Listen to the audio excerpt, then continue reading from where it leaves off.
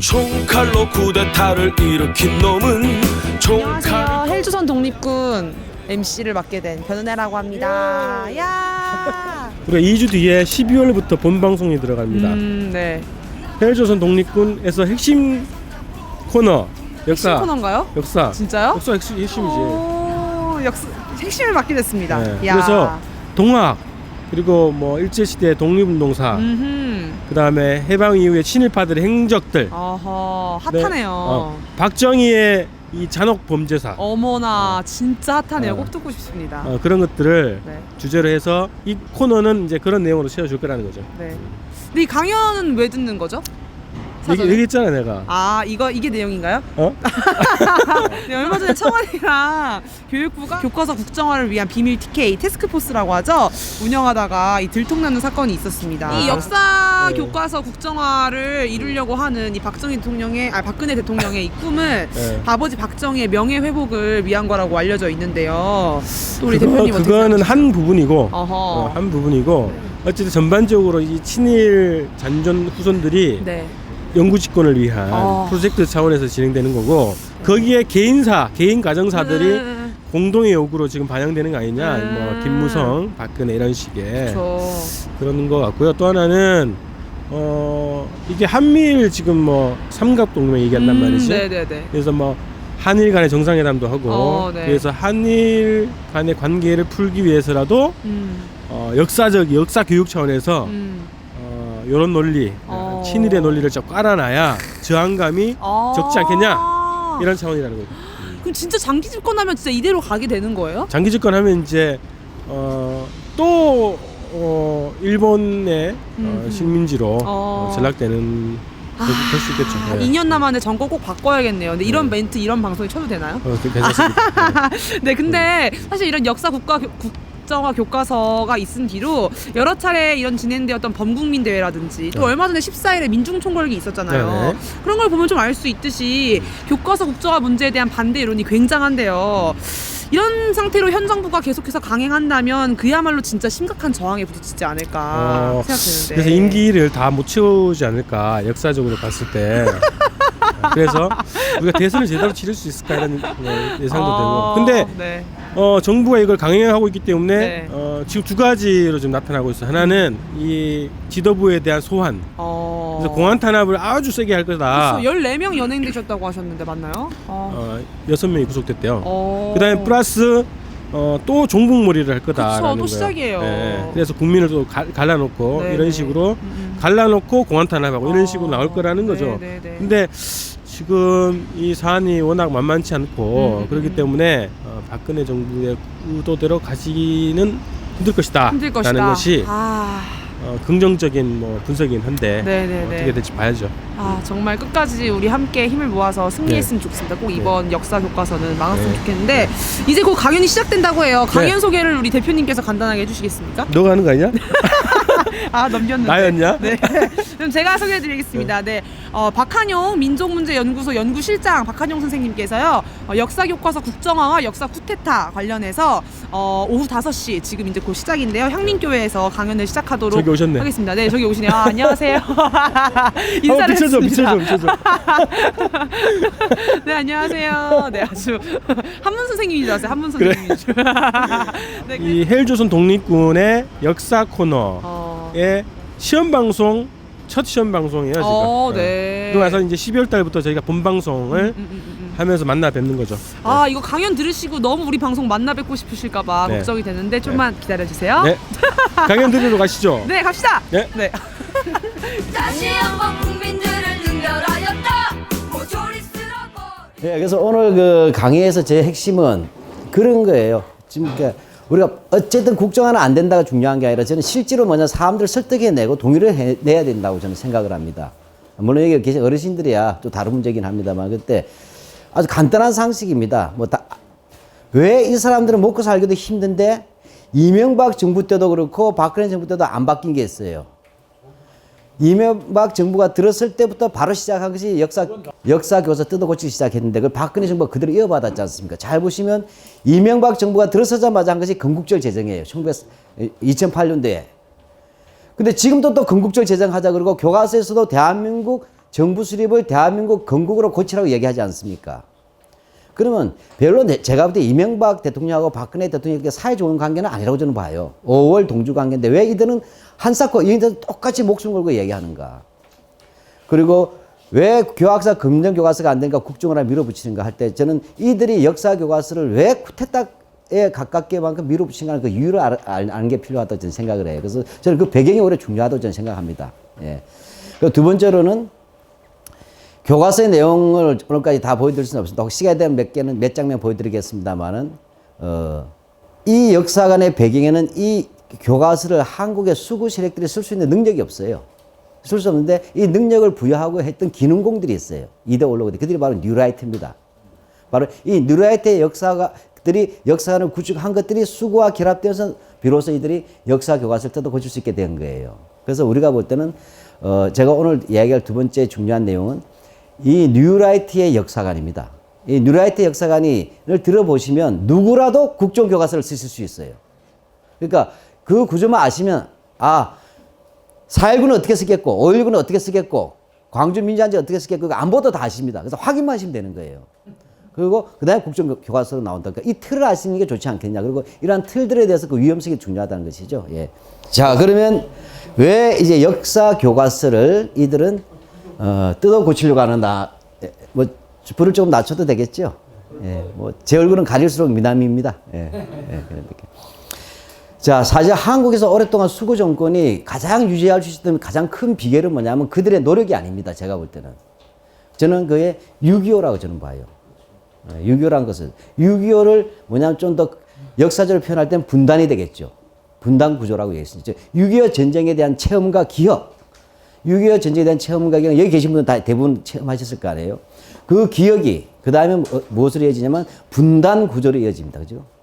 이 분단 구조를 지배 계급이나 권력들이 얘기할 때는 안보라고 얘기하는 겁니다. 그죠? 안보라고 하는 거예요. 이 안보의 적극적 표현이 총력 안보입니다. 이 총력 안보에 대한 대중적 다짐이 바로 국론 통일이에요. 그렇지 않습니까? 즉, 6.25와 같이 또 한 번 더 항상 우리는 옛날에 교과서에 고사성어가 있어요. 북계가 하면 호시탐탐 이 말 꼭 들어왔죠.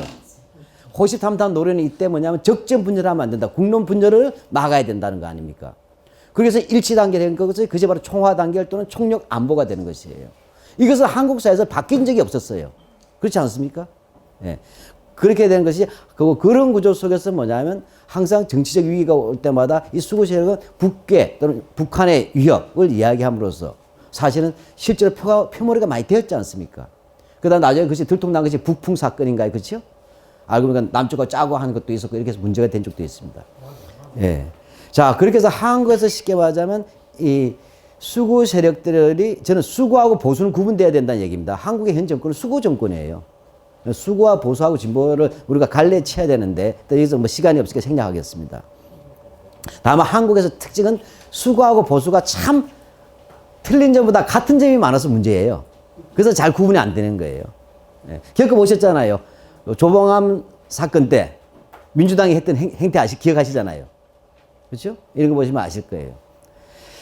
자, 그러면 저는 이렇게 보는 거예요. 즉 한국 사회에서 뭐냐면 이러한 안보 내지 분단 체제 또 그것이 반공 체제 이런 문제 한국 수교에 기반했고 그러한 것들이 오랫동안 유지되었어요. 제가 어릴 때만 하더라도 그래요. 제가 1960년생입니다. 그러니까 4.19가 일어나던 해에 태어났어요. 그에 제가 어릴 때 자라면서 학교 가기 전에 어머님이 1930년대에 생기신데 늘 얘기하실 때 6.25 이야기를 하셨어요. 하는 이야기가 뭐냐. 내가 그때 우리 어머님이 12살이셨답니다. 피난을 가는데 포항군이 있어요. 내 오빠는 제 외삼촌이죠. 네 외삼촌은 17살 나이에 해병대 지원해서 북으로 갔다. 싸우러. 그렇게 갔고 나는 그 외할머니하고 같이 피난산에 내려오는데 폭탄이 모래사장의 바닷가를 통해서 내려가는데 터지더란 거예요. 터지니까 땅이 푹푹 파이더라. 이 푹푹 파일 때 뭐냐. 그래도 살아남는데 한영아 혹시 너도 전쟁 나거든. 폭탄이 떨어지면 꼭 폭탄이 떨어진 구덩이에 꼭 들어가라. 한번 떨어지고서 또 안 떨어진다. 이러면서 민방위 훈련을 미리 배웠어요. 맞아. 그렇죠? 그런 얘기 다 들었어요, 우리는. 예. 그러면서 하는 말씀이 내가 그러다가 피난살이 하면서 네 외할머니 따라서 빈집에 가서 밥을 먹는데 거기에 하필이면 뭔가 섹시한 날들이 비행기가 집에 퍽 날아갔다는 거예요. 그러면서 팔다리가 떨어져 나가는데 그걸 보고도 우린 밥 먹었다. 참 사람 목숨은 모질더라. 저는 이 분위기 굉장히 중요하다고 생각을 해요. 오늘 한국에서 수구는 극단적 반공주의로서 하나의 그 단일한 이데올로기로 광기로 몰아나지만 그것을 수용할 수 있는 세대들이 존재해 왔다는 거예요. 저는 그래서 그런 세대들, 70대 이상 분들이 갖는 어떤 반공에 대한 기본적인 동의를 저는 비난해서는 안 된다고 봐요. 왜? 그분들은 1980년 광주보다는 당신이 직접 보고 목숨을 걸고 살아났던 6.25의 참상이 자기의 유일한 진실이지 않습니까? 그거보다 확실한 기억이 없어요. 그것도 어린 나이에. 그러다 생각을 해보십시오. 국방군과 인민군, 그죠? 또 국군과 괴뢰군, 이런 식으로 용어로 부르면서 서로 정규군이 싸우고, 그 다음에 뭐 9월산 유격대가 있으면 지리산 빨치산이 있고, 그 다음에 마을에서는 죽창 두고 서로 싸우고, 이런 것들 보고서 살아남은 분들이 대한민국을 택하신 거예요. 그 어릴 때 트라우마가. 그래서 저는 한국의 진보라는 사람들한테 너무 반공은 참 낡았다고 이야기하는 거 할 때 그 노인들에겐 충격적인 거예요. 어떻게 내가 살아서 니들을 놓고 키웠는데가 돼요. 그래서 저는 그 세대가 가졌던 유교에 대한 체험과 그 기억은 그분들로서는 대체할 수 없는 생사를 넘나들면서 배운 거예요. 광주는 전구가 된 체험이 아니잖아요. 1980년 광주였죠. 저는 이런 세대, 즉 이런 세대가 중요한 부분에 지지 기반이 될 수밖에 없다. 저는 이게 세대 갈등을 이야기하는 건 아닙니다. 역사적 체험에서 내가 가장 중요하게 얘기하는 부분은 그분들은 그걸로 돼 있어요. 그러니까 지금도 몇 년 전마다도 우리 어머님이 그래서 미사일 쏜다, 뭐 핵 위협 온다니까 전화가 오셨어요. 경주에서. 한용아, 서울서 피나와라. 그래서 제가 싫어요. 그건 원자력 발전소가 터질지 모르잖아요. 하고 안 갔지만. 그런 거예요. 여기에 우리 세대가 있습니다. 50대 중후반 세대들. 우리 세대들은 어떤 세대냐면 어릴 때부터 학교를 가기 전부터 우리 아버님은 제주도 모슬포에서 훈련소에 있었어요. 6.25 때. 잘 아시죠? 그러면 나이 드신 분도 아시지만 젊은 사람 모르시잖아요. 그래서 하도 바람이 있어서 몹쓸 곳이 돼서 모슬포에서 뭐냐면 국화그릇 놓고 밥 한 그릇 가운데 놓고 둘이서 먹었다는 거 아니었어. 그다가 서로 침 뱉고 국에다가 서로 많이 먹으려고. 이런 말씀 하셨어요. 6.25 때. 이런 얘기 하십니다. 그리고 보면 집집마다 뭐예요? 마을마다 상위 군인이 많았어요. 그때는 우리 어릴 때. 그래서 막 술집 때려 부수고 막 그런 걸 다 봤단 말이죠. 저 사람 뭐 하는 아저씨예요? 뭐 웬 깡패야? 막 그게 아니고 6.25 때 다친 사람이 이런 얘기를 보고 왔단 말이죠. 제가 고향이 해운대인데 파도가 밀려들어오면 도망가면서 뭐냐면 파도가 들어오면 도망가서 제가 말했던 게 일사후퇴 하면서 도망갔어요. 겪지도 않은 제가. 그러면서 우리 부모들로도 그 이야기 들을 때 뭐냐. 그 상처들 보여주셨잖아요. 그죠? 6.25 체험 세대인데 우리는 뭐죠? 어릴 때도 듣다 보니까 아팠겠구나. 이게 공감 세대예요. 저는. 예. 그래서 뭐냐면 이 한국 사회에서는 상당히 오랜 동안은 6.25라는 역사적 체험이 어떻게 해서 오랫동안 되어 왔냐는 이미 부모님 세대, 저희 부모님 세대는 직접적인 생명을 건 체험을 통해서 유일한 진리로서 가장 무서운 기억으로 남아있는 거예요. 그다음에 우리 세대들은 직접 겪진 않았다가 어릴 때부터 그런 말씀을 듣고 부모님의 상처들도 보고 마을의 상위 군인도 보고 이렇게 됐어요. 어릴 때 무슨 노래 불렀어요? 내가 40대, 50대 정도 물어보면 대부분 이야기예요. 뭐죠? 전우의 시체를 넘어 앞으로 이거 부르는데 이제 잊으랴 어찌 우리 이날을 요즘 잘 안 부르시죠? 그래서 개탄하는 거예요 어른들이. 이런 노래도 모른다고. 그 다음에 학교 다니지 않던 여자아이들은 무슨 고무줄 놀이 할 때 뭐 불렀어요? 예의 없이 무찌르자 공산당 승공 오랑캐 놀랬어요. 제가 전국 어디서 강의하더라도 40, 50대 여성들이 어릴 때 부르던 고무줄 하면 제일 먼저 하는 게 무찌르자 공산당 승공 오랑캐예요. 전국적인 동료예요. 한 세대가 전체가. 저는 이렇게 나왔던 세대들이에요. 저희들이. 그러니까 우리는 학교에 들어갈 때 뭐죠? 자연스럽게 학교에서 가르쳐주는 반공교육을 이미 뭐죠? 선행학습을 통해서 받아들일 준비가 된 거죠. 그러니까 이러한 세대군들이라고 하는 부분들이 물론 오늘날 수구 정권에 오랫동안 유지 안 된 많은 요소가 있었겠지만 그러한 이른바 영어로 하면 대중적 베이스가 있었다는 얘기죠. 그러니까 이들은 손쉽게 뭐니까 수구들은 뭔가를 재집권하고 싶을 때 복잡한 것보다는 차라리 그걸로 얘기하기 호소리가 있거든요. 땡겨오거든요. 그러니까 이들은 계속 이 수구는 대중들이 잊으려 하면 다시 반공 이야기하면서 계속 재생산시키면서 극단적 반공주의까지 와버린 거예요. 그래서 한국 사회는 오로지 그쪽으로만 사고가 해로가 돌게 만들어버린 거죠. 예. 그런데 이것이 더 이상 약발이 안 먹히는 세대가 등장한 거예요. 약발이 안 먹히는 세대. 그게 우리들이 놓은 세대예요. 지금의 손주 세대입니다. 비교하면. 제가 오늘 세대로 한다해서 세대 갈등을 얘기한 게 아니라 알기 쉽게 얘기하게 한 거예요. 여기 사실 50대 이하들, 저 마찬가지인데, 그 아들이나 며느리나 딸이겠죠? 여기 계신 어르신들의. 6.25 얘기 해준 적이 있는가 잘 생각해 보세요. 예, 며느리나 아드님이 6.25 얘기, 자기 손자들한테 간곡하게 얘기한 적 없잖아요. 아팠겠구나는 알지만 내가 체험 안 했으니까 말할 방법이 없잖아요. 게다가 뭐죠? 핵가족이야. 할아버지 할머니들을 만날 수도 없어요. 일상적으로. 그렇잖아요. 6.25 얘기 들어봤다 해서 물어보니까 할아버지한테 들었대요. 또는 할머니한테. 즉, 이 이야기는 뭐냐면 그런 역사의 하나의 체험을 하면서 그저 한국 사회 전체에서 가장 알기 쉽게 소통되던 기본 단어, 방공, 국교이라는 이 용어들이 더 이상은 뭐냐 현실적으로 실감이 안 나는 세대가 탄생했다는 얘기입니다.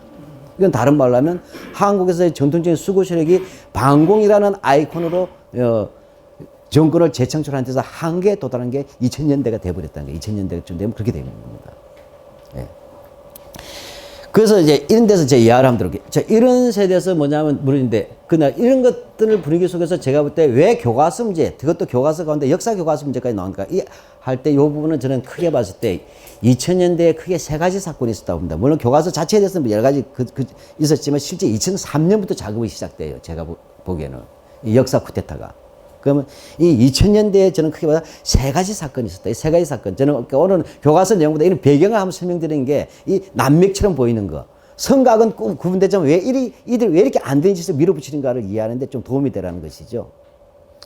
그 첫 번째가 6.15 선언이라고 보는데 6.15 선언. 예. 그래서 알기 쉽게 6.15 선언을 제가 학술적으로 얘기하기보다 우리 딸을 가지고 우리 딸이 끌려갈지 모르겠는데 예, 우리 딸이 그때 유치원생이었어요. 자, 그러니까 유치원생인데 텔레비전에서 그날 종일 나온 거야. 김대중 대통령이 김정일을 만나가지고 뭐 악수한 게 계속 틀어줬잖아요. 근데 우리 딸이 뭐냐면 그때 보다가 유치원 갔다 하다가 그 눈여겨봤을 거야. 텔레비전에서 종일 틀어주니까. 그 유치원을 간 거예요. 유치원 갔다 와서 이 아이가 노래를 부르는 거예요. 무슨 노래 부르냐 했더니 반갑습니다. 반갑습니다. 다 기억나시죠? 지금은 부르면 미친놈 소리 듣죠? 아니면 쑥스럽거나. 이 아이가 반갑습니다 부르는 거예요. 난 그때 사실 굉장히 뭐냐면 반갑다니 거부감이 들었어요. 저도 나름에는 진보인데도 불구하고 반갑습니다 노래 부를 때 얘가 이렇게 북한 여자 노래를 이렇게 생각이 들더라고요. 그러니까 뭐죠? 어른들이 볼 때 충격적이에요. 왜? 뭘 불러야 돼요? 이즈랴 조국의 원. 이게 우리 최초에 배운 동료인데 우리 딸이 배운 최초의 남북 관련 동료는 뭐죠?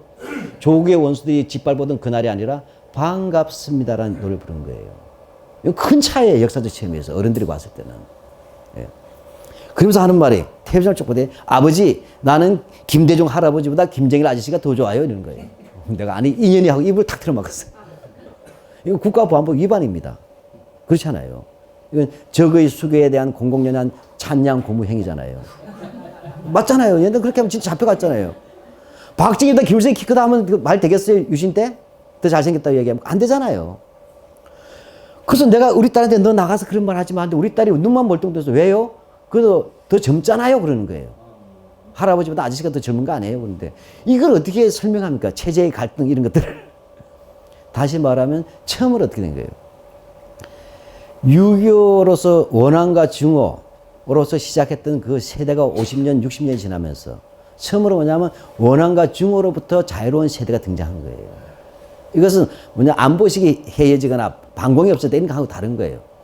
증오로 시작되는 그 한때에 우리 그 뭐냐면 유교라는 것은 광기 아닙니까? 광기가 증오 아닙니까? 한마디 이야기. 이 증오가 대물림되던 것이 처음으로 대물림되지 않는 세대에 등장했던 것이요. 그리고 이들이 봤던 최초의 남북관계는 뭐죠? 반갑습니다. 악수한 것부터 시작한 거예요. 이렇게 된 거죠. 자, 이런 것은 다른 말로 하면 제가 볼 때 뭐냐? 그런데 이것이 이 기성세대, 오늘 세대를 얘기하는 게 죄송합니다만 꼭 그런 뜻은 아닙니다만, 예. 요즘 젊은 수구도 워낙 많아가지고요. 일배도 있고, 예. 그렇지만. 근데 누군가가 볼 때는 이게 뭐죠? 불안한 거죠? 애들이 저렇게 북한 노래를 부르다니. 거부감이 듭니다. 북한 노래 부르면. 예. 자, 근데 제가 볼 때 이게 뭐예요? 이것은, 근데 좀 더 보니까 어떻게 돼요? 노무현 정부가 들어선 거예요. 노무현 정부가 들으니까 한술 더 뜬 게 남북의 교류와 협력까지 하겠다는 거예요. 그죠? 그러면서 뭡니까? 아이들이 뭐죠? 남북 어깨동무 운동까지 펼치고, 그 다음에 뭐죠? 북녘의 친구들에게 누가 시를 써서 보내고, 그 다음에 남녘의 동무들에게 해서 누가 또 시를 써서 보는 게 북한에서. 서슬이 지금부터는 막 오고 가는 거예요. 어깨동무 운동하면서. 그러다 심지어는 어떻게 됩니까? 남북 어깨동무 운동하면서 풍선에다가 꽃씨를 넣어가지고 쫙 보내버렸잖아요. 북쪽에다가. 여기서 그냥 충격을 받아버린 거예요. 어떻게 된 거예요? 아니, 어떻게 북쪽에다 풍선에다가 꽃을 넣어서 보냅니까? 뭘 넣어서 보내야 되는 거예요? 삐라잖아요, 원래 정석은. 삐라를 넣어서 보내야 되는데 애들이 꽃을 넣어서 보낸 거예요. 북한의 통일전선에 속아가지고. 이건 나라가 망했다는 거예요. 그래서 그러니까 요즘 다시 보니까 북한에다 삐라 보내는 거 다시 하는 게, 얘들아, 원래 이거야, 풍선 보내기는. 그러니까 꽃이가 아니고 삐라란다. 이거 지금 다시 재교육시키고 있잖아요. 휴조선 앞에서. 한마디로 이들이 볼 때 뭐죠? 지금 당신의 세대들이, 손주, 손녀들이 종북이 되고 있는 거예요. 이분들 눈에는. 저는 그러니까 그분들의 해석 자체가 저는 참 깝깝하지만 그분들 해석은 종북으로 가고 있다고 보니까 북한의 통일전선에 속아 넘어가가지고. 이건 친북 이런 문제가 아니다. 처음으로 6.15로 이루어진 증오로부터 시작된 것이 아니라 처음으로 화해 가능하게 출발했는 첫 세대의 출발 아니냐. 이 6.15 세대다. 이건 다른 말로 하면 뭐죠? 한국판 로미오와 줄리엣의 탄생이라고 보는 거예요. 셰익스피어의 로미오와 줄리엣이 뭡니까? 여기는 이탈리아는 대대로 몬타규 집안과 카프레 집안 가문의 피해 젖은 역사가 있는 나라들이에요. 따라서 이 몬타규 집안과 카프레 집안에서 태어나는 아이들은 뭐죠? 자기 가문의 피해 복수를 위해서 역사적 사명을 띠고 이 땅에 태어났지 않습니까? 근데 어떻게 해요? 이 로미오와 줄리엣은 가문의 복수를 위해서 서로 칼을 겨누는 대신에 요즘 말로 젊은 사람들 말하면 썸 타버렸어요. 연애를 해버린 거 아니에요. 그게 6.15 세대잖아요. 어떻게 보면. 그래서 역사에 입장에서 이때는 이 부분에서는 이 부분은 뭐예요? 증오로 시작된 이 새로운 세대가 앞으로 우리가 살지 않을 사랑들을 하겠다는 거 아닙니까? 그죠? 우리가 아무리 얘기했죠. 제가 아들들한테 연애는 어떻게 하라, 결혼생활 어떻게 하라 해봤자 걔들은 우리 죽고 나면 지들끼리 갈 거 아니에요. 그죠? 이 로미오와 줄리엣이 과거의 원한의 역사에 사로잡혀서 셰익스피어의 희곡처럼 결국 약 먹고 독단금 먹고 죽어버려야 되는 비운에 빠져야 될지, 아니면 이들이 또 다른 새로운 미래를 위한 애정에, 그죠? 새로운 그 사랑을 맺어야 될지는 사실은 우리 기성세대가 고민해 줄 거예요.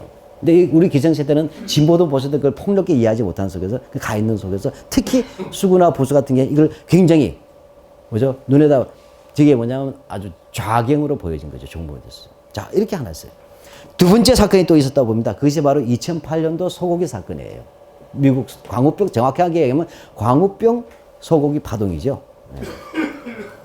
네. 실제로 뭐냐면 이 광우병 문제는 그렇게 미국 소를 먹어서 이렇게 광우병 걸릴 확률은 높지 않습니다.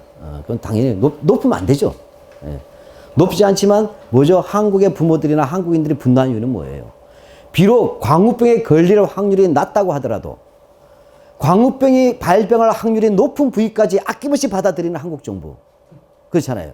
그 다음에 국민들의 생명과 안전은 오로지 아무것도 신경 쓰지 않지, 오로지 미국의 이익에서 자동차 몇 대 팔겠다고 미국이 요구하기도 전에 다 벌려가지고 다 받아들인 이 태도에서 정말 이게 우리나라 정부 맞아? 우리 국민을 생각하는 정부 맞냐는 근본적인 정부란 무엇인가? 라는 것에 의심이 드는 거잖아요. 자기 국민에 대한 생명과 안전조차 최소한의 노력도 하지 않는 이 정부에 대해서 불만이 터뜨려진 거예요. 근데 여기 하나 더 나와버렸어요. 이명박 대통령이죠. 그때 나와서 미국 소고기 시식회까지 한 거예요. 기억나시죠? 그래서 쭉 들어와서 뭐냐, 미국 소 창에서 참 맛있다 이 소리 한 거예요. 염장 불을 지르는 거예요. 그래서 무슨 얘기했어요? 미국 소가 맛있고 질 좋고 값싸다고 얘기했어요. 그럼 알아들으셔야 돼요. 이때 뭐냐, 드디어 유모차가 나올 수밖에 없게 된 거예요. 맛있고 질 좋고 값이 싸다는 이 말 속에서 우리 딸도 돌아버리고 유모차 아줌마도 돌아버린 거예요. 세댁도. 왜? 맛있고 질 좋고 값싸다는 뜻은 무슨 뜻이에요? 그 별로 생각 안 해보셨죠? 왜냐면 해당이 안 되시니까. 그러나 젊은 애들은 알아요. 맛있고 값싸고 질 좋으면 학교 급식으로 가지고 뭐 어디다 가겠어요? 이해갑니까? 급식 체계로 간다는 뜻이에요. 그 말은.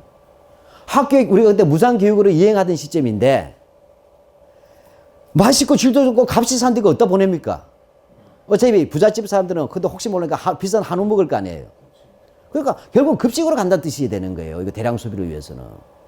여기에서 뭡니까? 저 같은 사람은 그래도 실제 그 광우병 파동 때는 나이 많이 먹은 사람들은 안 와요. 우리 50대 사람들은. 왜?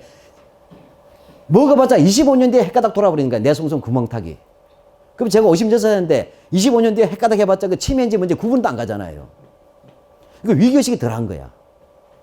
그러니까 한국에서도 수구가게 보수적인 내 주변의 사람들도 별로 안 하는 것 중에 하나는 그런 거예요. 나하고 직접적인 위기가 좀 덜한 거야.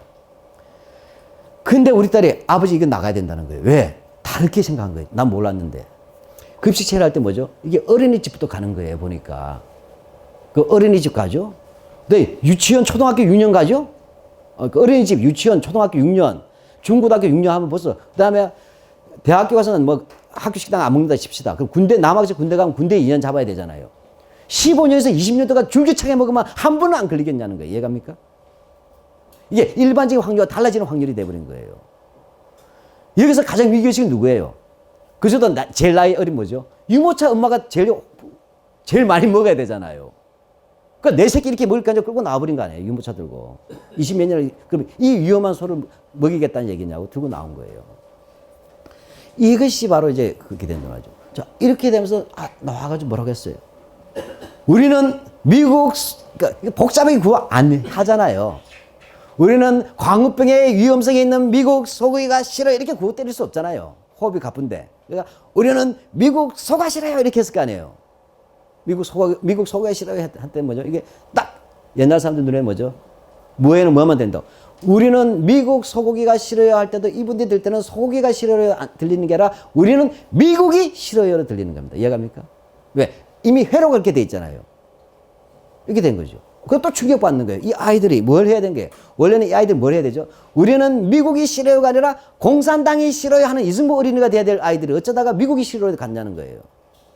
지금 당신의 손주 손녀가 뭐가 됐다? 종북에서 반미로 이행하고 있다고 보는 거예요. 실제로 그렇게 봤잖아요. 그래서 뭡니까? 갑자기 70, 80대 할아버지들이 해병대 입고, 그죠? 군복 입고, 미국 성조기 들고 3.1절 날 대한독립 만시한 날 성조기 들고 나왔잖아요. 시청 광장으로. 세계사적인 수치죠. 성조기 들고 나오고. 그 다음에 일반 교회, 특히 여기 있는 향림교회는 아니겠지만, 어디 교회 사람들 대규모 와가지고 우리는 미국 사랑합니다고 기도했잖아요. 기억나시죠? 미국은 은인 국가입니다고. 한마디로 뭐죠? 미국 소고기를 위한 기도회를 연 거 아니에요. 이런 시대가 온 거예요. 그 반응이 바로 그런 거예요. 자, 이런 속에서 뭐죠? 물론 제가 이게 약간 희화화시킨 거긴 합니다만 한국에서 봤을 때 이들이 바라볼 때는 그렇게 막 우리가 가끔 가다가 수구나 아주 좀 이상한 분들 만나면 대화가 안 될 때 있잖아요. 그 왜냐? 수십 년을 그렇게 회로가 그렇게 되기 때문에 다양한 해석을 변수를 놓고 판단해야 될 종합적 판단을 못 하시는 거예요, 지금. 그러니까 가장 빠른 단순 회로를 빨리 들어오죠, 즉각적으로. 뉴스를 통해서. 그러니까 바로 그런 그 파블로프의 반응 같은 게 나와버린 거죠. 그러니까 한국에서 방공은 수십 년 동안 이루어지면서 마치 파블로프의 개에 대한 실험처럼 파블로프 반응 세대가 수십 년을 내려온 거예요, 이게. 그러니까 오늘 또 이 많은 납득이 안 되지만 교과서가 자기에 대해 얘기할 때 우리가 볼 때 아무도 안 믿을 것 같지만 믿는 사람들이 많잖아요, 나가보면. 그렇죠? 다른 생각 해본 적이 없으니까. 다른 생각의 가능성을 가져본 적이 없는 거예요. 예. 이제 아메바형 방공이죠. 단세포 방공. 자, 그게 뭐죠? 이 아이들이 종북에서 뭐죠? 반미까지 가고 있는 거예요. 그래서 남들 분석을 합니다, 이분들이 또. 이 보니까 1980년대는 반미가 대학생들이었잖아요. 그죠? 광주 민주항쟁 이후에. 대학생인데 2002년에 효순이 미선이 사건 아시죠? 미군 장갑체. 이때 아마 나가신 분들 있을 거예요. 그때는 여학생들이 죽었잖아요. 그래서 여중생, 여고생이 많이 나갔잖아요. 촛불 집회. 광화문까지 나오고 저도 봤어요. 효수님 있을 때는 반민족의 중학생까지 내려가더란 거예요. 근데 이번 미국 소고기 파동 때 어디 간다? 반미가 유모차까지 내려간 거야. 이거는 대한민국이 망했다는 거죠. 그러니까 종북과 반미의 위기란 거죠. 그러니까 여기서는 사실 우리가 말씀 때 설마 그렇게 하지만 저는 그렇게 말해서 많이 봤어요. 네. 우리가 생각하는 종합적 사고라는 것은 없습니다. 이게 한국사의 비극이에요. 단세포 반공주의. 그러니까 이성적 반공이 아니란 거죠. 그거는 세뇌 당하고 주입돼서. 나한테 반공하려면 반공에 대한 자기 가치관 가지고 반공해야 되잖아요. 그러니까 주입돼 버린 거죠. 예. 예. 우리 뼈로서 자란 반공이 아니라 그냥 쇠파이프로 그냥 등에다 꽂아놓은 반공이란 거예요, 이게. 그러니까 거기만 전기가 쭉쭉쭉 통하는 거죠. 예. 근데 이것만 가지고는 역사 교과서 만들 필요가 없었죠. 왜? 이전 정도면 옛날에 나왔던 반공 도덕책을 강화하면 되잖아요. 안보 교육을 강화하면 되는데. 이 두 가지 사건에다가 뭐죠? 그래서 화가 많이 나와 있는데 정말로 더 이상은 화가 많이 난 것이 아니라 위기로 난 것이 바로 과거사 문제입니다. 잘 알다시피 민족문제연구소에서 2001년도에 친일 인명사전 편찬위원회를 구성해가지고 친일 인명 사전을 만들기 시작한 거죠. 근데 이 사전 할 때 한국에서 전통적인 수구들은 어떻게 얘기했습니까? 오늘날 한국의 이회창 씨가 이야기하던 메인 트렌드, 주류라고 하는 사람들은 일제 때는 민족의 성각자라고 그랬잖아요. 지조를 지킨 민족의 성각자고 해방 후에는 공산군으로부터 적화의 마수로부터 조국을 수호하고 그 다음에 근대화를 일으켰던 이런 위대한 지도자로 지금 100년 동안 역사를 이어온 면밀한 이야기로 가르치고 왔단 말이죠. 근데 친일인명 사전에 나오는 그 순간부터 다 거짓말이 들통나고 있는 거예요. 사전 자체는 2008, 9년도 돼야 내용이 나왔지만 이미 중간중간 제대 명단도 나오고 여러 가지 내용들도 공지했지 않습니까? 사람들의 행적들도 나왔어요. 그것들이 뭐죠? 조선일보, 그다음에 동아일보, 중앙일보. 여기서 과거가 다 들통나버린 거죠. 박정희 대통령까지. 잘 알다시피 조선일보의 박모 사장 같은 경우는 안재홍 선생이 조선일보에서 쫓겨난 이후에 본인이 광산이 터져가지고 금이 터져가지고 인수를 받았을 때 사장 될 때 뭐합니까? 사장 되기 전에 조선일보 사장 취임하기 전에 뭘 냅니까? 기사고관포, 그러니까 고사기관총, 국방 헌납을 합니다. 무기 헌납을. 이게 신고식하고 사장 되는 거예요. 박문모는. 그러니까 시작부터 친일부터 하면서 사장 된 거예요. 근데 김성수 씨 같은 경우에는 좀 버티다가 35, 6년부터 가는 거 아닙니까? 근데 우리 교과서는 어떻게 됐어요? 항상 우리가 배웠던 국사 교과서에는 일제시대 했을 때는 항상 동아조선이라는 게 순서가 조선동아 아닙니다. 동아조선 할 때 앞에 꼭 붙어요. 빠지면 안 돼. 민족 언론인 동아조선에서 5글자 반드시 있을 겁니다. 근데 뭐예요? 인명사전 나와보니까 이런 민족 언론이 아니라 친일 언론이잖아요. 이렇게 돼버리잖아요. 어차피 그 대표로 한 사람이 친일파가 돼버리면. 그 다음에 중앙일보 어떻게 됩니까? 중앙일보. 중앙일보는 다 아시겠죠? 그 누구죠? 홍진기 씨. 이건 해방 후에 60년대에 만들어졌지만 일제 때 판사인가 검사했잖아요. 그 4.19 때 아시죠? 발포 책임자 아니에요. 그렇죠? 그래서 사형 아마 선고받았다가 박정희 시대인가 극적으로 살아남잖아요. 맞죠? 예. 이런 것들이에요. 보면. 지금 한국사에서 이게 존경받은 사람들이 딱 이런 실체가 드러나는 거 다른 말로 한국 사회에서 판도라의 상자가 열려버린 겁니다. 근데 거기에는 뭐죠? 희망이라는 것이 남아있는 게 아니라 추악한 구린내가 풀풀 나오기 시작하는 거죠. 박정희 대통령 같은 게 뭡니까? 내 평생 조국을 위해서 살았다고 했는데 알고 보니까 혈서 쓰고 일본과 만주국을 위해서 살겠다는 젊은 날에 혈서가 다 나와버렸잖아요. 네, 이렇게 나와버린 거죠. 따라서 뭐냐면 사실 제가 민족문제연구소 홍보하려는 게 아니라 이런 민간처에서 친일면 사실 줬던 효과가 매우 컸던 거예요. 왜? 정부도 외면할 수밖에 없고 학교에서는 그런 거 썼다가 교수가 안 되잖아요. 서울대, 고대, 연대, 이대 전부 다 그 설립자나 총장이 다 친일파들이었는데 이렇게 해서 나와버린 거죠. 그 다음에 노무현 여러 개가 많죠. 노무현 정부 때 나온 게 있죠. 노무현 정부 때 뭐가 나왔습니까? 친일위원회도 많지만 중요한 게 진실화해위원회예요. 예. 그 과거사 청산을 위한 올바른 과거사 청산을 위한 진실화해위원회. 쉽게 말해 이거죠. 수많은 위원회가 있었지만 이 위원회가 하는 역할이 뭐냐? 경쟁 이들이 경쟁한 거예요. 그게 뭐냐면 한국 전쟁 전후 민간인 학살, 특히 보도연맹 문제 있지 않습니까? 이거에 대한 진상규명. 제주도 4.3 그죠? 사건에 대한 진상규명이라든지 보도연맹 문제라든지 수많은 민간의 학살건들을 다루고 두 번째는 뭐죠? 권위주의, 쉽게 독재 정권 하에서 인권유린, 의문사, 그죠? 그 다음에 용공 조작 사건 이런 것에 대해서 전면적으로 재검토하고 재조사하고 재심의하는 기관이 바로 진실화해위원회입니까? 물론 우리가 생각하는 것만큼 안 됐어요.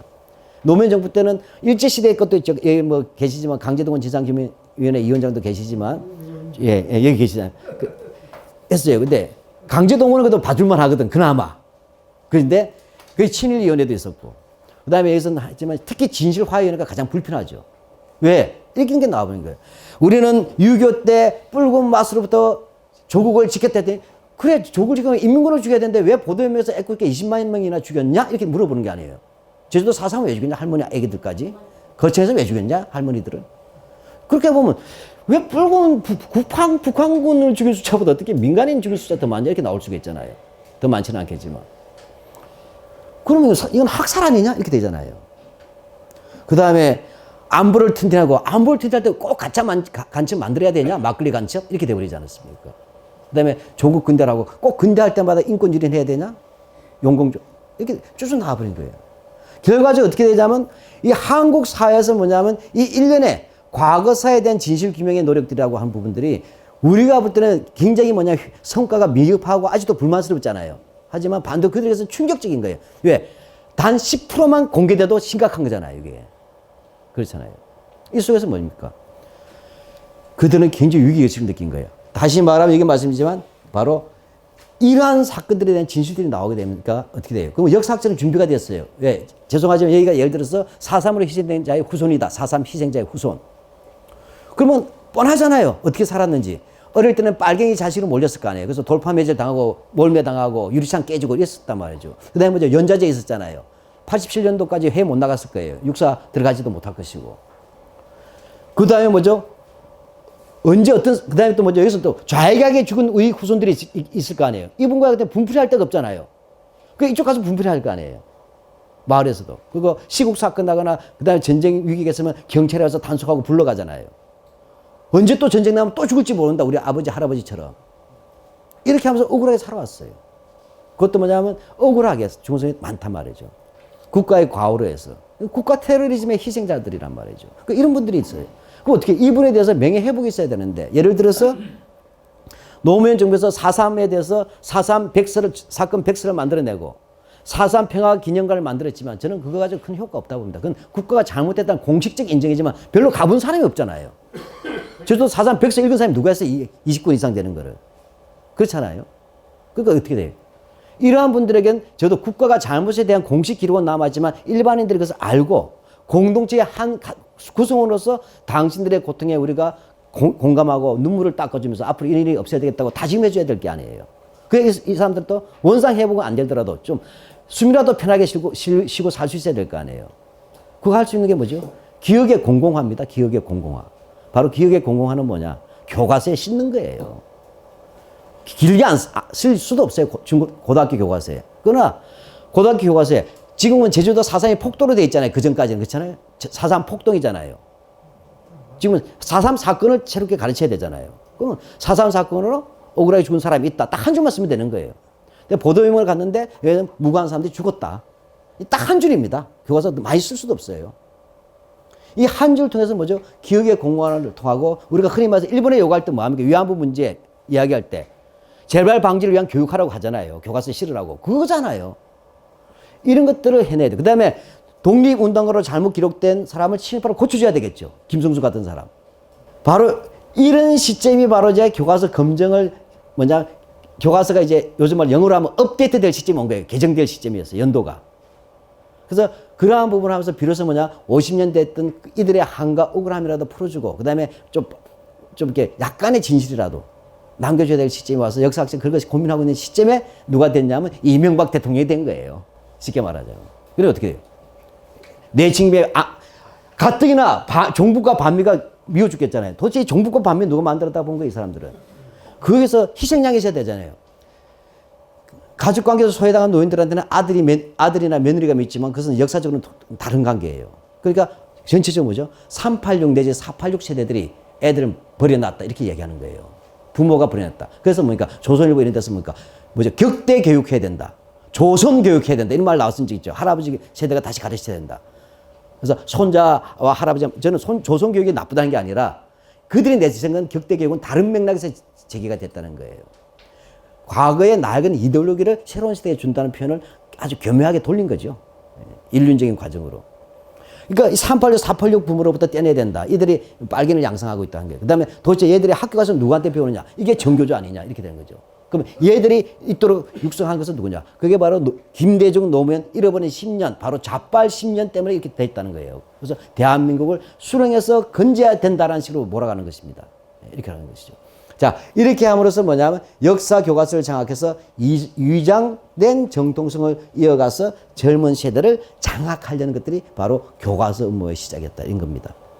자, 그런데 문제는 이 정통수구들은 교과서를 쓸 능력이 없어요. 왜? 이들이 쓸 수 있는 능력은 뭡니까? 6.25밖에 쓸 능력이 없잖아요. 안보밖에. 그렇잖아요.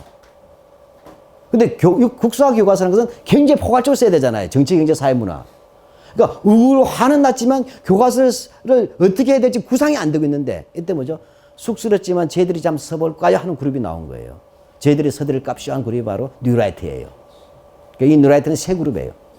이 세 그룹인데 시간이 많지 않으니까 뉴라이트는 그래서 뭐냐 우리가 라면을 하는데 뭐죠? 새로운 라면, 신라면이 나온 거죠. 예, 라이트는 라이트인데 신라이트예요. 그러니까 여기 3종 세트가 등장해요.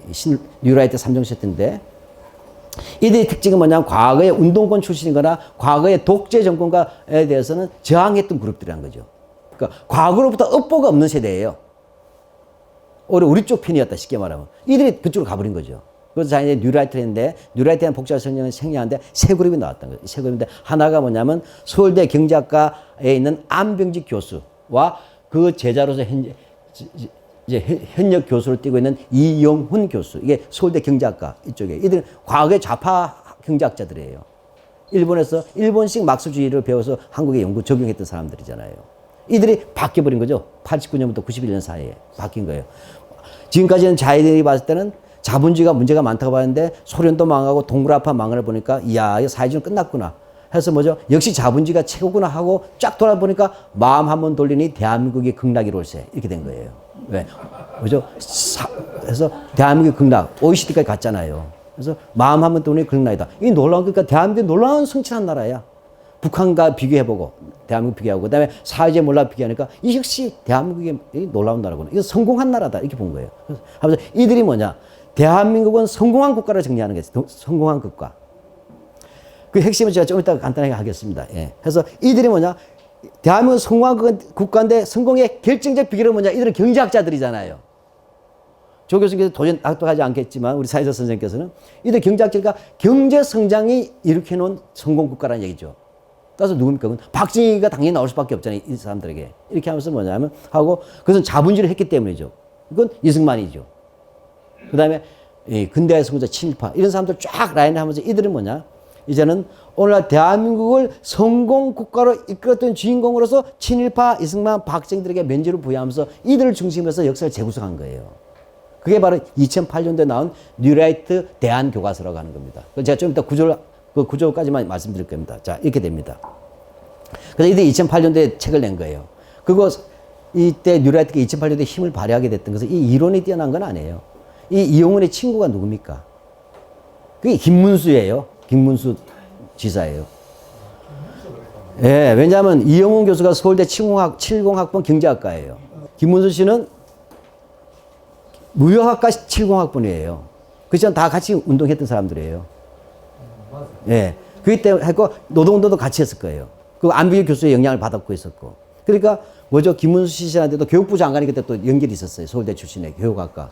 이런 네트워크에서 이 힘을 발휘하게 된 거예요. 그러면서 이 뉴라이트가 있습니다. 그 다음에 이들이 대한민국이 놀라운 나라라고 성공신화를 이야기하게 되면 뭐죠? 요즘 말로 엄친아가 있으면 누가 있어야 돼요? 빛나는 아이가 있으면 못난 아이가 있어야 되잖아요. 빵 셔틀이 있어야 되잖아. 그러니까 이렇게 잘난 아이가 있으면 옆에 못생긴 사람이 있어야지 빛날 거 아니에요. 이 못난이가 북한이란 거예요. 그러니까 못난이 때려잡기 해야 될 거예요. 북한 때려잡기. 이게 누구예요? 이른바 전향한 주사파 학생운동들. 김영환, 광철 서신 썼다는 김영환 또는 하태경. 과거에 학생운동에서도 극자운동을 했던 친구들. 이들이 돌아서 가지고 이들이 뭐냐면 맞아요 하면서 대한민국 훌륭한데 북한은 되게 후졌더라고요 하면서 북한 때리기 운동하는 거죠. 그러면서 또 하나 뭐죠? 사냥개를 자처하게 됐습니다. 우리가 옛날에 주사파에서 봤기 때문에 대한민국에도 주사파가 많아요. 근데 국회의원 중에도 있어요. 그래서 우리가 킁킁 냄새 맡아서 다 잡아올게요 하면서 이렇게 해가지고 국회의원 출마한 거 아니에요. 도미니쿠스의 개들이라고 말할 수 있죠. 중세 때. 이 사냥개 역할을 하는 거죠. 예. 자, 이러면 이 두 그룹에 대해서 뭐죠? 영혼성과 도덕성을 부여해야 돼요. 얘도 훌륭한 애들이에요. 천국 갈 거예요. 이게 뭐죠? 변절 기독교 아니에요. 개독교라고 우리가 흔히 부르는. 그러니까 여기서 기독교는 전통적인 한경진 목사 같은 영락교회가 아니라 뭐죠? 서경석 목사, 경실련을 만들었던 사람 아니에요. 또는 뭐죠? 둘의 공동체라는 거 해서 빈민 사목 운동했던 김진호 목사 이런 분들이 갑자기 뭐냐? 이제부터 하나님이 나에게 뭘 줬다? 방공하라고 나오셨답니다. 느닷없이 방공 들고 나오신 거 아니에요. 예. 이렇게 해서 이들이 뭐죠? 쉽게 라면을 지만 향신료, 참기름 뿌려내는 역할을 한 거죠. 이게 바로 뉴라이트 3종 세트입니다. 이 3종 세트가 만들어진 조직체가 전국적 조직체가 뉴라이트 전국연합이고 이들의 기관지가 시대 정신인 거예요. 여기에 신지호라든지 이용훈이가 그 책임자로 있어요. 자, 그러면 이렇게 보면 되겠다. 이들의 역사인식이 어떻게 구성되느냐를 보시면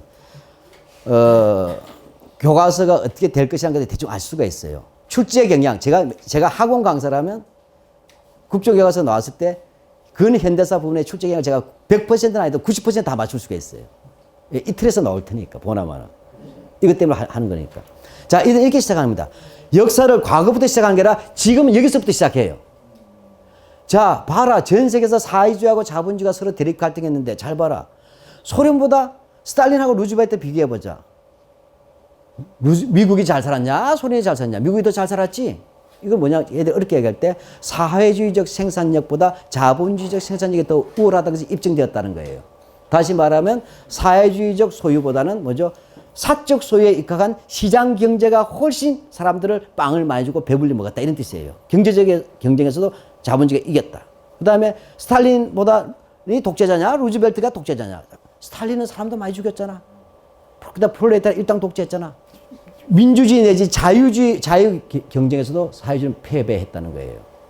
즉 빵과 자유 둘 다 전부터 사회주의는 자본주의에게 졌다고 이들은 합니다.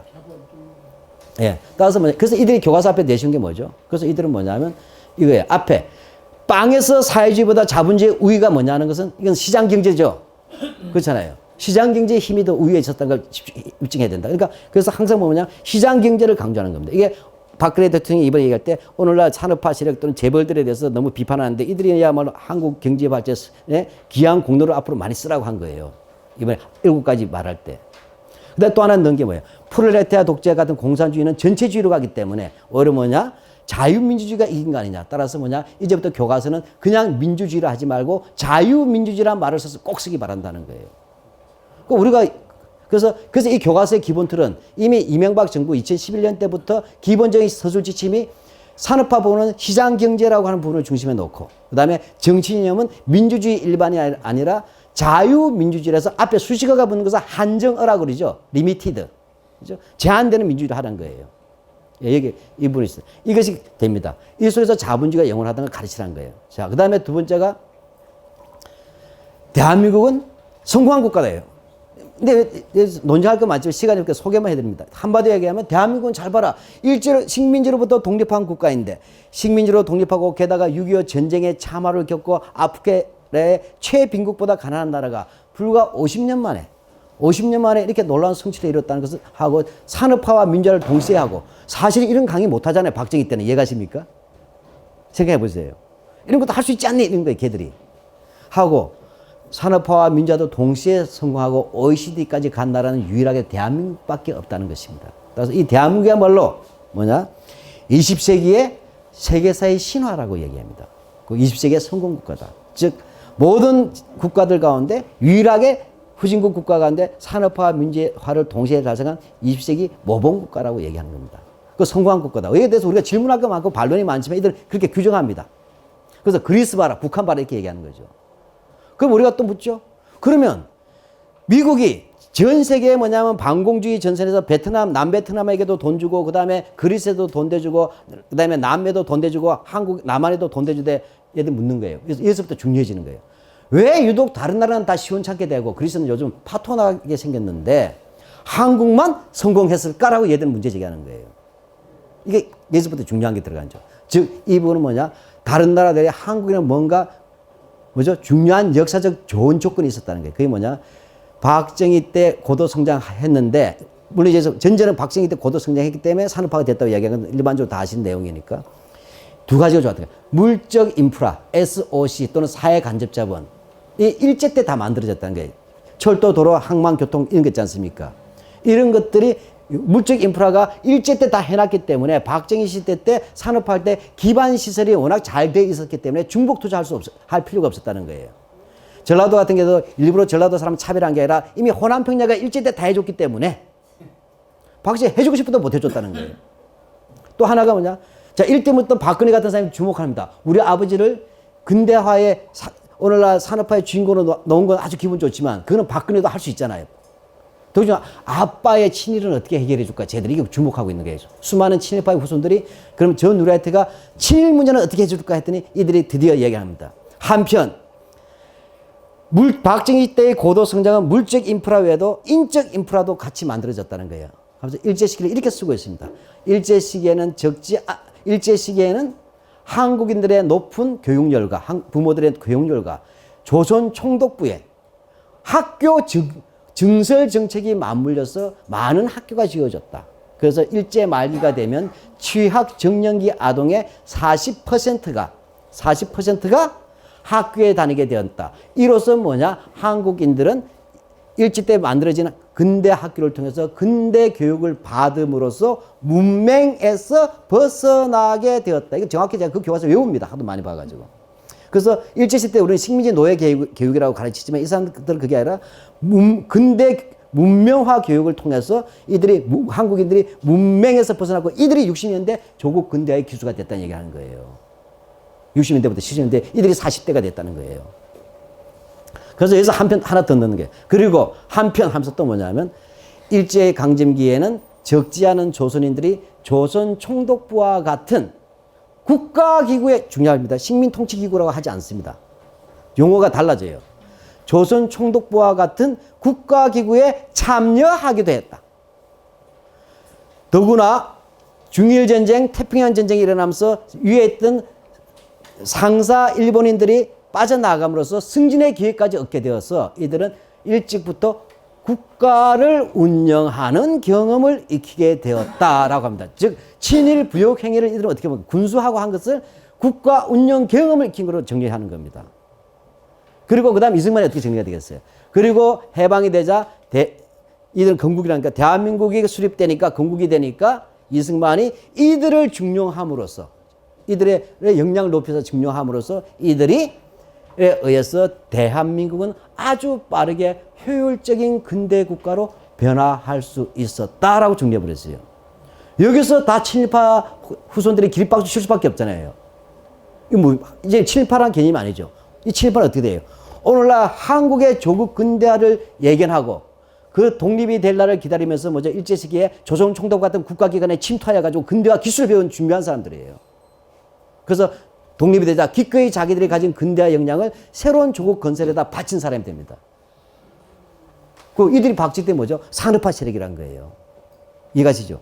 그러니까 이 식민지 근대화론이라는 말 자체는 조선 총독부 같은 일본의 우익들은 우리 일본 덕분에 조선이 식민지가 근대화됐다는 말로만 끝나잖아요. 그러나 이 뉴라이트는 그런 정도가 아니라 일제 때 근대화 되었을 뿐 아니라 이들이 해방 후에 대한민국의 오늘날 성공 국가의 주인공이라는 얘기를 하는 거예요. 이들이 바로 건국의 아버지라는 얘기를 하는 거예요. 산업화 세력이고. 제일공화국에 다 참여했으니까. 그래서 이들은 이러한 부분에서 이들이 말하는 핵심이 바로 식민지 근대화론이 친일을 부활시키죠. 그리고 박정희 같은 경우는 어떻게 됩니까? 박정희가 일제시대 때 만주 군관학교 일본 육사를 마쳤죠. 그럼 논술고사는 어떻게 나와야 돼요? 수행평가는. 박정희 대통령에 대해서 일제 때 왜 그는 상한학교 간 것에 대한 역사적 의미를 쓰라면 우리가 일반적으로 쓰게 되면 민족 반역자죠. 그러니까 그렇게 쓰면 틀리는 거야. 왜?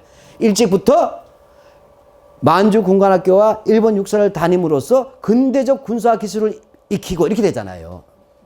그럼 만주에서 뭐냐면 중국 공산당이 주로 활동하던 지역에서 항일 세력을 이른바 토벌했던 거 어떻게 생각하냐면 일찍부터 공산당 세력과 전투했던 경험이 있었기 때문에 이 두 가지 경험 때문에 6.25 때 이들에 의해서 대한민국은 빨갱이 적화 통일을 면할 수 있었다. 이렇게 되는 거죠.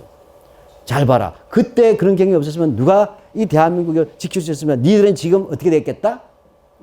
전부 다 북한에서 오독수용소에 있거나 쥐고기 먹고 있거나 꽃집이 되질 거 아니냐는 거예요. 이렇게 해서 방송에 누굴 내보냅니까? 박정희 대통령이 직접 내게 쑥스러우니까 대신 내놓은 게 백선엽이잖아요. 만주에서. 그렇죠?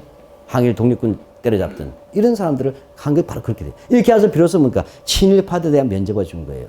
그러니까 이런 내용들을 쭉 가지고 나온 다음에 이렇게 되고 그다음 북한은 실패했다. 이승만 대통령 그러면 그 다음에 뭐냐? 북한과 남쪽 관계에서 이승만을 복권시키는 거예요. 그럼 이승만 대통령이 어떻게 보냐? 니들은 자꾸만 이승만을 독재의 주범, 분단의 주범, 독재의 화신이라고 얘기하지만 이건 너무나도 억울하다 하면서 전제가 이승만 외교 규제론입니다. 이승만은 일찍부터 워싱턴 정가를 돌고 다니셨고 전 세계를 돌아다니셨기 때문에 국제정세에 탁월하셨기 때문에 이미 해방이 돼서 들어오실 때 그는 하면서 중요한 게 분단 필연론입니다. 그 다음에 나오는 게 분단은 필연적이라는 것을 미리 알았다는 거예요. 제일 놀라운 게 이들 그렇게 쓴 거래요. 우리는 분단을 막기 위한 역사를 가르치고 있는데 해방 공간을 그게 아니라 이승만 박사는 어차피 분단은 필연적이기 때문에 그래서 남쪽만 해도 건적이어서 정읍 발언을 하시면서 끊어냈다는 거죠. 제갈공명은 천하를 3분했지만 이승만 대통령은 천하를 양분했으니까 제갈공명보다 낫다는 거예요. 그래서 건졌다. 이렇게 하면서 비로소 대한민국을 자유민주주의 국가의 품으로 오게 되었기 때문에 이승만 대통령을 앞으로는 분단의 주범이라 부르지 말고 자유민주주의 국가로 대한민국을 만들어준 운명의 나침판을 돌려주신 분이니까 자유민주주의의 초석을 세운 분. 더하기 아빠라고 불러다오. 건국의 아버지 국부라고 부르는 거예요. 국부로 나옵니다. 그럼 6.25 때는 어떻게 되냐? 6.25 때 3월 만에 수도도 뺏기고 그게 뭐 시원찮지 않냐니까 그거 그렇지 않다. 부산에 있으면 어떻게 했냐? 전혀 다른 게 해석해 주는 거예요.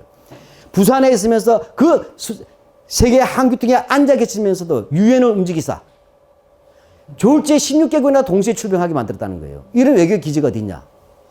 그 무엇보다 그 중에서 미국과 군사 동맹을 맺고 함으로써 한국은 안보 걱정이 없어졌으니 이렇게 하면서 비로소 대한민국을 적의 마수로부터 안전하게 생업에 종사할 수 있게 했던 우리들의 은인이다. 이렇게 쓰고 있어요. 예. 자, 이런 것이 따라서 이승만 국부론이 나오게 됩니다. 이제 마지막 건국제가 되죠. 자, 그러면 이렇게 해서 이렇게 자랑스러운 역사인데, 오늘날 한국에서는 좌빨 역사학자들과 좌빨 정교조들이 나와가지고 분단에 신음하는 국가, 독재에 신음하는 국가. 우리는 분단을 극복하고 평화통일로 기가고 독재를 무너뜨리고 민주의 길로 간다고 가르치는 것을 그들은 그렇게 설명하지 않고 분단에 신음하는 국가, 독재에 신음하는 국가로 가르치면서 아이들에게 이 나라에 대한 긍지를 없애므로써 스스로 이 아이들에게 자학사관을 가르치면서 요즘에 아이들이 애국심이 없어졌다는 거예요. 이래서 어떻게 누가 앞으로 총을 들고 조국이 이태올 때 나갈 수 있겠는가? 이스라엘 청년을 봐라. 이렇게 나가는 거죠. 그래서 이제는 다시 분연히 우리가 일어나서 이들로부터 교과서를 탈환해서 좌파로부터 탈환해가지고 이제는 오늘날 이 놀라운 성공이 어떻게 이루어졌다? 탁월한 지도자의 리더십과 그 다음에 유능한 관료와 그 다음에 모험 정신에 불타는 자본가와 그래서 우리 아버지는 빠졌구나 하면서 이름 없는 보통의 국제시장 아저씨들과 함께 만들어온 이 놀라운 대한민국의 성취를 이제는 교과서에 가르친다. 성공신화로서. 이렇게 가는 거죠. 이렇게 하면서 이것을 가르치면서 이 자라난 아이들에게 오늘날의 이 놀라운 풍요가 바로 여러분의 아버지 부모 시대가 이뤄놓은 것들을 명심하고 그들에게 감사하도록 함으로써 이게 어버이 이데올로기예요. 이제 배낭을 메고 전 세계에 태극기를 붙이고 다니면서 이 풍요로운 대한민국을 마음껏 누려라 하고 이런 것을 가르친 것이 긍지는 것이고 이렇게 되자면 20세기에 단 한 개의 사건만 들자면 바로 누가 뭐래도 20세기에서 세계사에서 단 하나의 역사적 사건을 들자면 누가 뭐래도 우리는 대한민국의 탄생이야말로 전 세계사적 사건이다. 따라서 이제는 1945년 8월 15일이 광복절인데 1948년 8월 15일이 하필이면 날짜가 같은 바람에 생일상 한번 못 찾아 먹지 않았느냐. 이제 이 위대한 대한민국의 탄생을 고작 정부 수립이라고 격화시켜서 광복절 아래 두지 말고 광복절보다 훨씬 더 격상시켰어. 건국절로 불러서 이 날을 대대적으로 기념해야 되겠다. 여기서 건국절 제정입니다. 예. 이런 구조로서 이들이 교학사나 그 다음에 국정교과서의 틀이 갈 거다. 이미 교학사하고 뉴라이트 대한민국 이런 틀이 잡혀져 있어요. 오늘 시간이 없으니까 그 교과서 내용은 보여드리지 못하고 이만 제가 7분을 경과했습니다. 예, 고맙습니다.